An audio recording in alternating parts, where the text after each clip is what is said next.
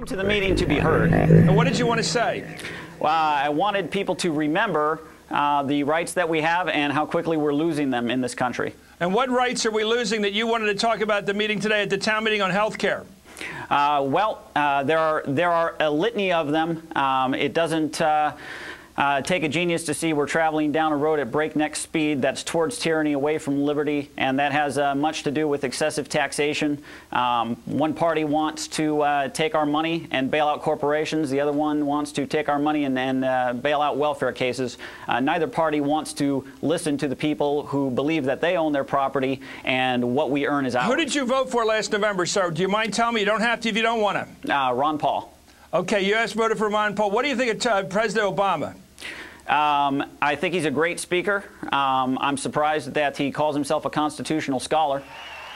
Do you have any problems with his legitimacy as president? I don't. You don't. No. You're not part of the birther movement or anything like that.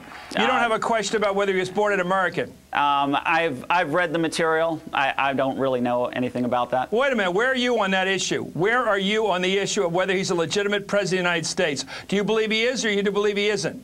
Well, as I say, I haven't done any of the research into it to be able to make any claims on that. I mean, that's for lawyers and other people to decide. So you're not making any claim that he's not a citizen? I am not making that claim. Okay, let's ask about the presidency and what he's trying to do with health care. You brought a loaded gun. Was your gun loaded today? Wow. Who would be silly enough to carry an unloaded firearm? I'm only asking. You're answering the questions. Who's yelling now? Okay, that's on the tape. Why did you bring a loaded gun to a public meeting? Well, here in New Hampshire, I know the law. You can chew gum at church. You can do it. You can ride in on a pogo stick. There's a lot of things you're legally allowed to do. Why did you bring a gun to a meeting with the President of the United States, given the violent history of this country with regard to presidents and assassinations? Why'd you bring a gun to a public event with the president? Well, Chris, you know the history of this country. If you love this country, you know its history. Well, you know we've had a problem with people with guns at presidential events. Why'd you bring a gun to an event with the president? I do know history, and the history is that our forefathers fought for the right to keep and bear armed, and they believe that every person should be armed. Everybody knows that. Okay, well then. Well, why did you bring a gun to a presidential event today? That's not even a relevant question. The question is, why don't people bear arms these days? Okay, let's ask. Okay, you brought a sign that said the Tree of Liberty has to be watered with the blood of tyrants, and you're carrying a goddamn gun at a presidential event. I think those things make people wonder what you're about. Right. The sign didn't say anything about blood. Of course, what did it say? It's time to water the Tree of Liberty. And where did that come from? That line? It's a quote from Thomas Jefferson. And what's the rest of the line? The rest of the line is for people to look up. It's not a soundbite. They need to understand the context. What's the rest of the line from Jefferson? The Tree of Liberty must be refreshed from time to time with the blood of tyrants and patriots. Okay, well, you're carrying a gun and you're carrying that sign, and you don't think people should worry about you? No, I don't think people should worry about me. Well, let me ask you about the history of people that carry guns to presidential events. Tell me that history, sir. Are you speaking of a particular event? I'm talking about people who bring guns to presidential events in history. Tell me their history. I'll tell you this, Chris. We just started new history. I was there today. Oh, you started new history. There was a peaceful rally. No one was injured. No one on our side was alarmed. People in New Hampshire are used to seeing firearms. No one from New Hampshire was alarmed. Maybe some of the people they bust in from Massachusetts were alarmed, but we're not really concerned about them. What is wrong with the people from Massachusetts? You know, they already have their health care scheme and their socialism going in their state. They should probably keep it over there. Now, let me get back to your belief. Do you believe that our fundamental rights as a republic, the limited government, the notions that people or individuals are supreme, you believe all that's at stake here? Yes. How so? Well, it's not like this is, you know, out of the blue and all of a sudden it's at stake. This has been an ongoing process. This has been an ongoing process since it was said, what type of government have you given us? A republic if you can keep it. People have not been vigilant. We're going down the tubes. I'm with you on the principle. Let me ask you, do you think Roosevelt was wrong to start Social Security? Yes. Was Johnson wrong to start Medicare? Yes. Where did we go wrong? Was Teddy Roosevelt wrong? Where did we go wrong? I'd start with the Federal Reserve Bank.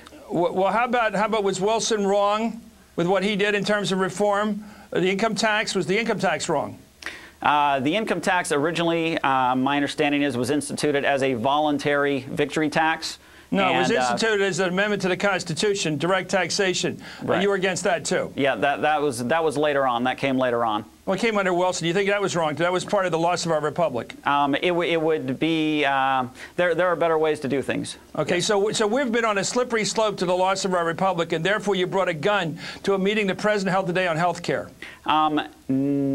Therefore, I don't know about that. I live in New Hampshire. I open carry many places. As I said, people come up, they talk to you. People here are pretty used to it. Okay. I want to be polite to you. I know. We're not in New York. We're not in Los Angeles. No, it's not like people hit the deck when you walk past. Look, I have members of my family, members of the NRA that carry. They don't carry guns, but they believe in the right to bear arms, as many Americans do. I'm not against that. Right. I'm asking you, what do you bring to this discussion about health care by bringing a gun and that sign that you quote Jefferson from? What does that bring to a debate that this country's engaged in? And we're looking at your gun right now and your sidearm there. What did you, and it's loaded, you pointed that out. What are you doing to help this debate?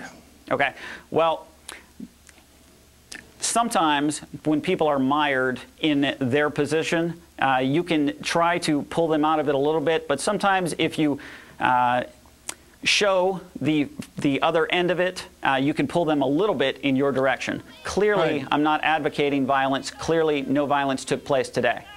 Well, what are you advocating? Well, I'm advocating an informed society, an armed society, a polite society.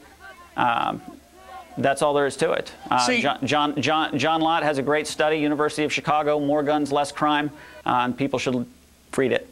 Okay, well, thank you very much for coming on the show. I think you speak in a different way than most people. I think what the trouble is, you alarm many people to believe that when you bring a gun, violence might be afoot because they associate a gun with violence and they associate a gun with force. But you say you're not interested in using force to get your way politically. You say that. For me, you're not using force. No, a firearm is a defensive tool. So bringing a show of force to a political debate was not meant as a violent act? Not at all. It was meant as a what? What kind of a demonstration was it? Just to get it clear, and I want to let you leave now. It's just another point. If you don't exercise your rights, you will lose them. Do you think if there were 1,000 people today all armed, that would have been a safer crowd? Absolutely. If everybody had a gun? Absolutely. Okay, thank you very much.